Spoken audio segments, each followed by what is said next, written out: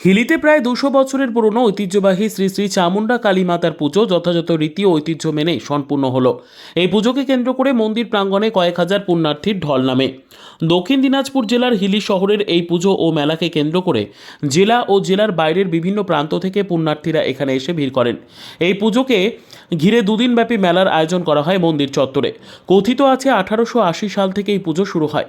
অবিভক্ত বাংলার হিলির জমিদার কুমোদনাথ দাসের আমল থেকে এই পুজো হয়ে আসছে।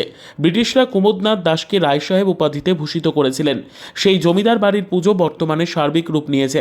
এই পুজোকে ঘিরে মায়ের প্রায় 1000 ভক্ত ধর্মীয় নীতি মেনে এই পুজোয় যোগ দেন। গ্রামে গ্রামে ঘুরে মুখা নাচের মাধ্যমে ভক্তরা এই মায়ের সার্বিক রূপ তুলে ধরেন। এছাড়াও পুজোর দিন রাতে আগুন খেলা হয়। প্রত্যেক বছর জ্যৈষ্ঠ মাসের সাবিত্রী চতুর্থীর কৃষ্ণপক্ষের দ্বিতীয় শনিবারে এই পুজো অনুষ্ঠিত হয়। এই পুজো মেলাকে ঘিরে হিলি তথা জেলাবাসীর মধ্যে বিশেষ টান অনুভব লক্ষ্য করা যায়। আমাদের পূর্বপুরুষ, আমি এই পরিবারের বউ, আমাদের পূর্বপুরুষ রায় সাহেব কুমুদনাথ দাস এই পুজোটা শুরু করেছিলেন এবং হিলির এই চামুন্ডা মন্দির ওনার আমলেরই। তারপরে এই মন্দিরের সংস্কার হয়েছে, যা হয় জীর্ণ মন্দির কী হয়ে গিয়েছিল, এখন যে মন্দির সেটা নতুন কিন্তু ওই একই স্থানে। আর এই পুজোটার যেটা আমার সব থেকে মনে হয় যে এই পুজোটা আসলে তো আমাদের পারিবারিক পুজো, কিন্তু হিলির সমস্ত মানুষ এটাতে এমনভাবে মেতে ওঠেন যে পারিবারিক পুজো হয়েও এটা সমগ্র হিলিবাসীর পুজোয় পরিণত হয়েছে।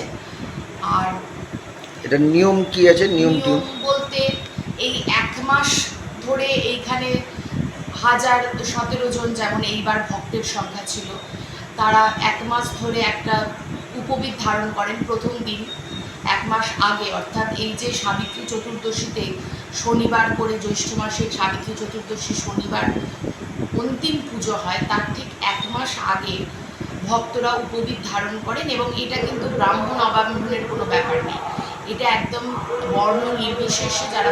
ব্যুরো রিপোর্ট, উত্তর বাংলা সংবাদ।